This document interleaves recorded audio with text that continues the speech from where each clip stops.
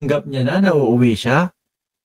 Tanggap na niya kapag siya ay binitbit galing doon sa dahig, ay Oblo na ang pupuntahan niya sa Pilipinas at rekta na siya na nasa Oblo. Lahat ng nananawagan ng PBBM resign, puro may mga kaso. Correct. Akala nila kapag napabagsak si Pangulong Bongbong Marcos ay tapos na ang problema nila. Wala, hindi nila mapabagsak di ba? Lito, tabo-tabo. Shout out sa inyo. Ngayon, si Roque na ho, mga bossing.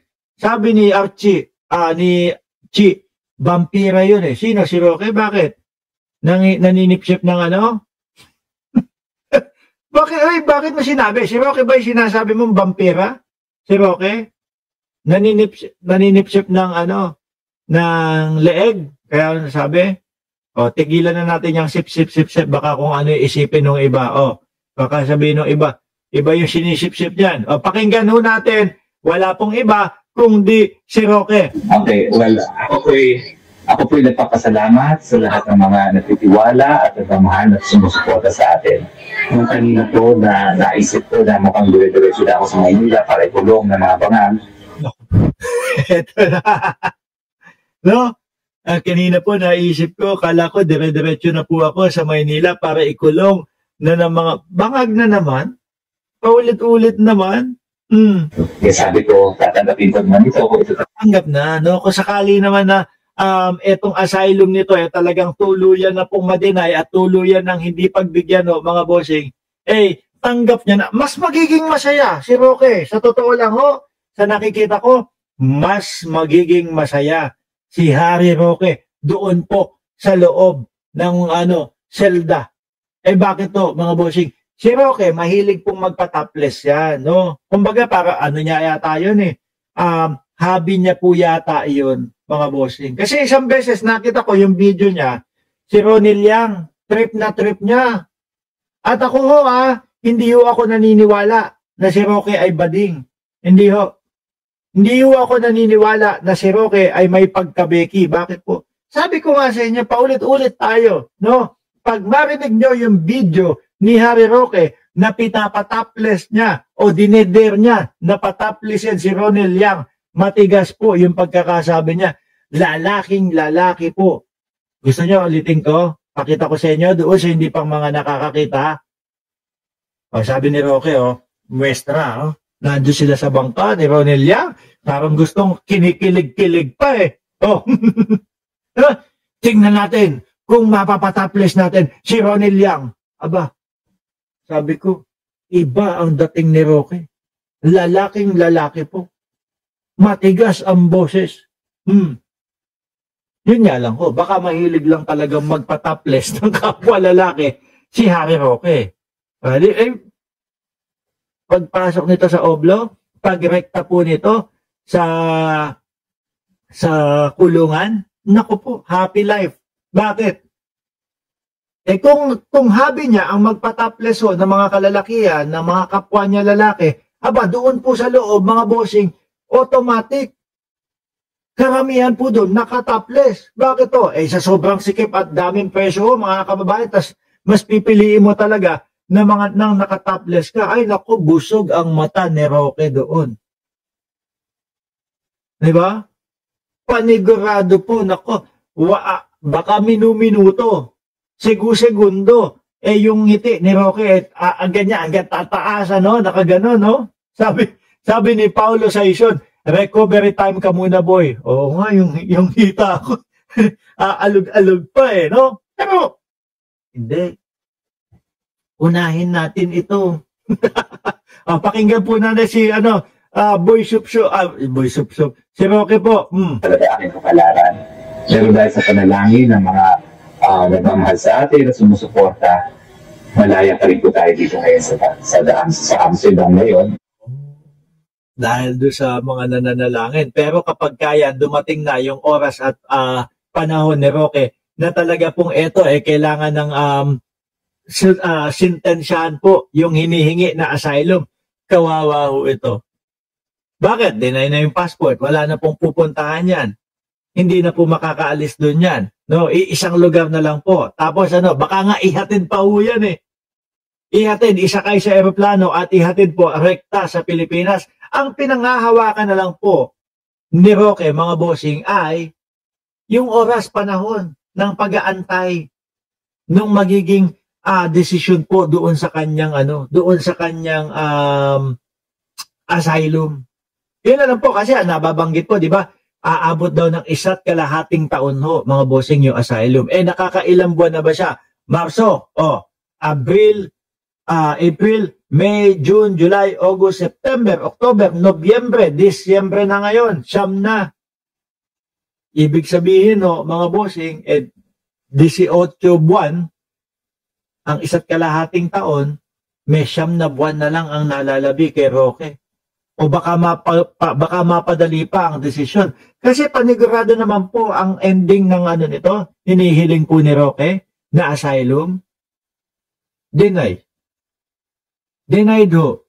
Kasi yung sinasabi niya na dahilan niya kung bakit siya nagtatago at bakit ayaw niya at hindi siya pwedeng pauwiin ng Pilipinas ay dahil daw po ginigipit daw po siya ng gobyerno ni Pangulong Bongbong Marcos. Wala namang katotohanan yun. Ang dali pong i-debunk niyan, mga bossing. No? Ang dali pong i-debunk ng DOJ yan. Siyempre, hindi po magre-rely lang kay Roque. Yun pong Netherlands, kung saan siya humingi ng asylum.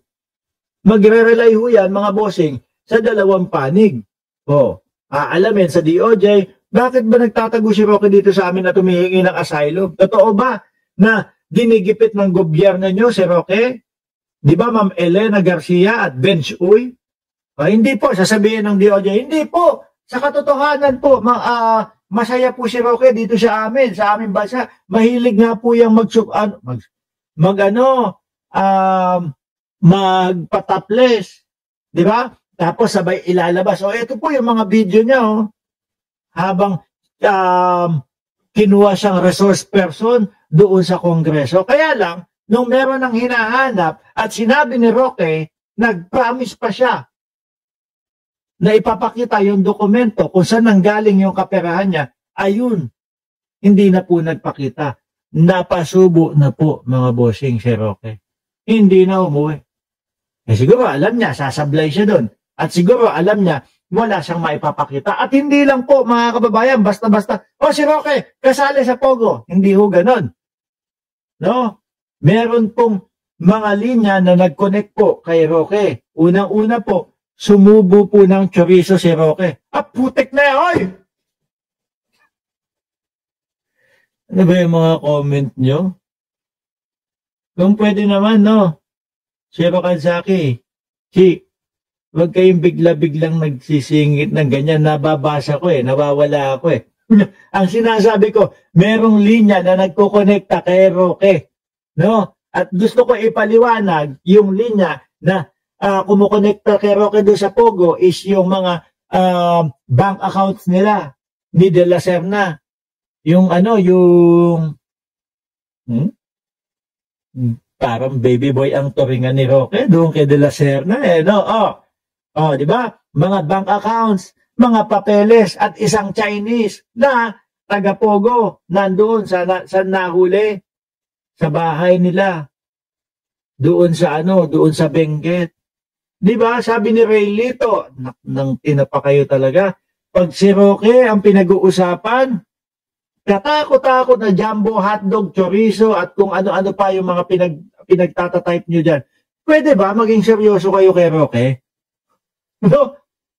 Imbis na pag-usapan natin yung kaso ni Roque, itatype nyo dyan, jumbo, hotdog, chorizo, longganisa, kung ano-ano tuloy. Maya-maya po, ipabalik na po sa dahig. Tingnan nyo, napakaseryoso ni Roque at nagpapasalamat doon sa mga sumuporta sa kanya. No? Sabi ni, tingnan mo si Paulo Saiso, isa pa din to Kaibigan ko yan, mga kababayan, pero hindi po, hindi po maiaano sa amin yung sabihin mo kung sino ang mga kaibigan mo at sasabihin ko kung ano ang pagkatao mo. Kasi si Paulo Saiso, tingnan nyo yung mga kino-comment. Walang kaso yan hanggat hindi nahuhuling nakasubo. Si Shiro Kansaki, humbakla. seryoso yung tao, si Roque. Tapos, ganyan yung mga itatype ninyo. Ano ba naman kayo? Salamat po at yung pinakita niyo. Nakita nyo, seryosong nagpapasalamat doon sa kanyang mga supporter.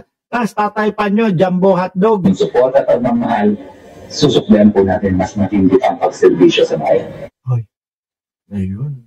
Ibang klase. Paano ka magsisilbi kung naka-oblo ka, Roque? Diba? Kasi ang gawin mo, umuwi ka na. No, alam mo, ikaw, alam mo sa sarili mo, walang patutunguhan iyan eh. Diba? Alam mo ni Harry Roque, walang patutunguhan yung ipinaglalaban niya, asylum. Ang ending lang din po niyan ay madedenay yan. Umuwi ka, sagutin mo lahat, ipakita mo yung mga ebidensya mo, ipakita mo yung mga susuporta doon sa sinabi mo. Kapag ka, iyan, ay talaga namang maganda yung mga sinasabi mo dyan at talagang masusuportahan, malamang sa alamang, laya ka, makakapagserbisyo ka sa mamamayang Pilipino ulit. Pero kung patago-tago ka dyan, wala, malabo. Pinapatagal mo lang ang problema mo.